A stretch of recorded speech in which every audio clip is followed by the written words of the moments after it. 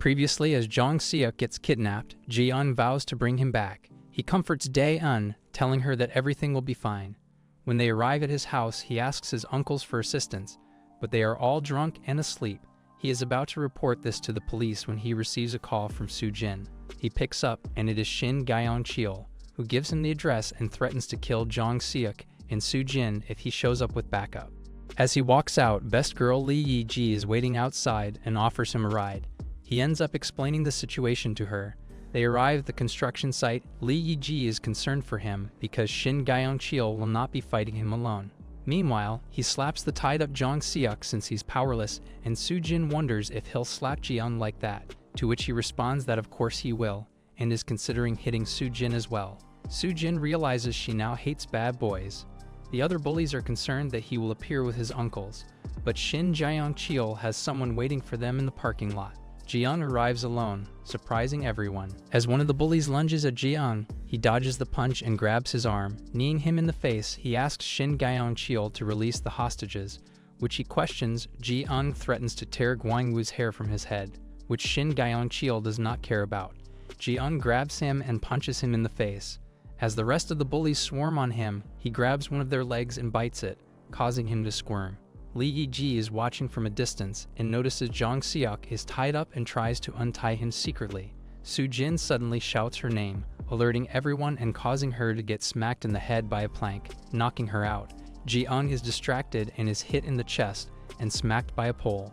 As Shin Gyeong-cheol was about to swing, Jong Seok punches him in the face, and Ji uses the opportunity to untie Soo-jin, who claims her legs are numb and falls into Ji-eun's arms, while Lee Yi-ji watches. As they lunge at them, Jong Seok grabs one of their arms and flips it, smashing it into the ground, while another hits him with a plank from behind before being punched.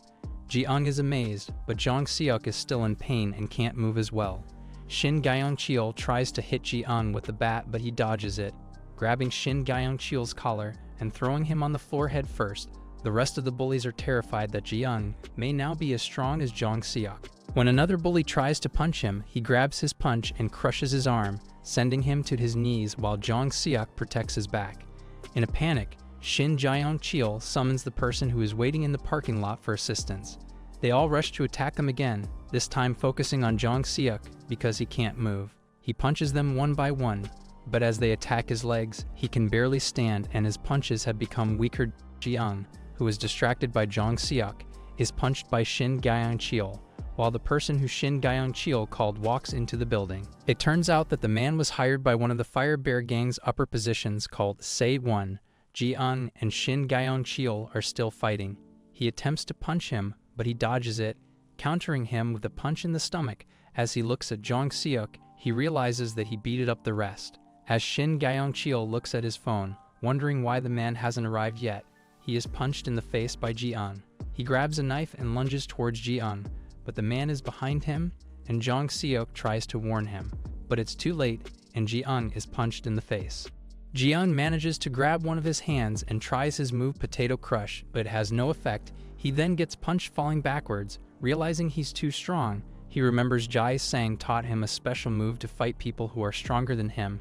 He performs the flying pickaxe to close the distance, then uses the infinite pickaxe, sending the man to his knees. As he attempts the final move, he is grabbed and tossed. Just as he is about to punch Ji-eun, he hears the police sirens and begins running away. A few of Ji-eun's uncles have also arrived. As Ji-eun tries to chase the man, he manages to escape in his van. His uncle notices Jong Seok pinning down Shin Gyeong-cheol, asking where young master is, which he responds he was chasing a gangster, making him worried that another gang got involved. As he sees Ji-eun's face all bruised up, he rushes back to Shin Gyeong-cheol, kicking him in the chest, sending him flying. He tells them all to get up and escorts them to the police officers waiting outside. As they walk towards the police station, the girls remain behind, where Soo-jin, who is crying, hugs Ji-eun while Lee Yi-ji watches. She requests 10 minutes alone with him, which she declines. Soo-jin holds his hand as they walk around, while the best girl just watches. Soo-jin tells him that she hates bad guys now and likes kind people like Ji-eun, which shocks him because he spent so much time becoming bad now. He claims he's not kind, shocking Soo-jin. She confesses that she likes Ji-eun, who's imagined of this moment for 10 years, but he doesn't respond to it and just asks to head back. As he walks away, Soo-jin starts crying, apologizing. but he just ignores her, leaving her sobbing on the floor. He heads back to Lee Yi-ji. While on the bike, he grabs her waist, making her blush. They arrive at the construction site and are picked up by one of the uncles. Meanwhile, the bullies are in police custody, and the detective informs them that the incident will be treated as a criminal case, causing them to panic. As one of the bullies' parents arrives at the station, she tries to defend her son and calls his friends idiots. Ji-eun, Jong Seok, and Lee Yi-ji arrive at the station and confess to being assaulted. A lawyer arrives and supports their claims. Shin Gyeong-cheol considers snitching on the man who assisted him, but decides not to and accepts all charges. As they leave, one of the uncles requests that the police officers check all of the CCTV cameras and black boxes as they suspect a traitor among the Fire Bear gang. As they get in the car, one of the uncles makes sure Ji-eun and Lee Yi-ji sit together in the back. The uncle asks her what she likes about Ji-eun, making her blush, and they drop them off at their bike as they were just joking around. As they ride her bike to his house, they spend some time talking together, and he ends up complimenting her, making her all flustered. She slowly goes in for a kiss, but Ji-eun's confused about what's going on causes her to become frustrated and walks away cursing him. Suddenly, Dae-eun appears with Jong Seok, who explains that Dae-eun wanted to make sure Ji-eun was okay.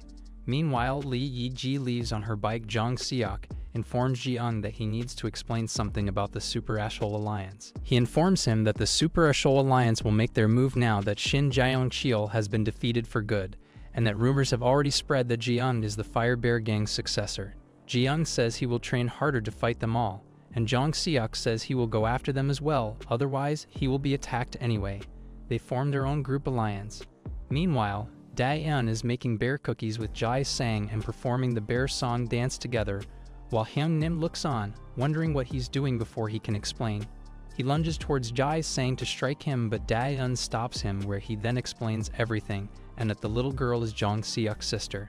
He apologizes for his attitude, and they all dance together. When Ji-eun and Jong Seok return inside and see them, they also jump in and dance together. The top uncles inform Ji-eun that the man who attacked them is from their own gang. They ask him what he looks like, where they remember he has a huge scar on his face.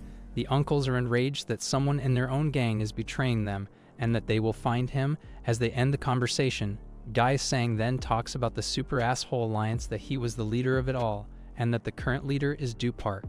Meanwhile, Lee Yi-ji arrives at home, ignoring Do Park, and enters her room. He then receives a phone call from Gae-sung, asking him to give Ji-eun all the information about the Super Ashole Alliance, to which he says yes without hesitation. As Lee Yi-ji is in her room thinking about Ji-eun, Do Park bursts through the door asking if he wants to get together with Ji-eun, and that he will tell her the information about the Super Ashole Alliance so she can tell him in private. He realizes that if she marries Ji-eun, he will be the Fire Bear gang boss brother-in-law. Lee Si-won, one of the upper ranks in the Fire Bear gang, slaps Min-woo, who is in charge of the person that attacked Ji-eun, asking why he's trembling so much. As they leave to throw away all the evidence, kicking a barrel into the ocean. He gets a call from Hyung-min asking to meet up tomorrow, but he hears seagulls in the background and wonders if he's too late because they've disposed of the evidence. The next day, Ji-eun leaves for school, with the uncles secretly following him from behind, as they had a meeting to ensure the young master is constantly watched over. Ji-eun notices Jong Seok and says hello. He notices the uncles in the background but keeps his mouth shut. They also run into Lee Yi-ji and Jong-yoon as they walk together. They bump into Won-ik, who tells them to watch where they are going. Ji-eun recognizes him and extends his hand to greet him. He mentions that Myeong-jun has something to tell him and requests to speak in private. As he shakes his hand, he smirks and begins squeezing it, asking why he's the one here if Myeong-jun has something to tell him. He tells him to come here himself before crushing his hand and sending him to his knees. He begins to flee, but Ji-eun pursues him. As he arrives in an alleyway to his friends, Ji-eun is right behind him, wondering why Sang-gu is being extorted. As one of them tries to punch Ji-eun, he dodges it and pummels him in the face, sending him to the floor. As Jong Seok arrives, they all begin to panic, and as Ji-eun prepares to fight them, Myeong-jun pulls up on his bike asking to talk. If you guys want part 5, please let me know in the comments and consider liking and turning on notifications. Thanks.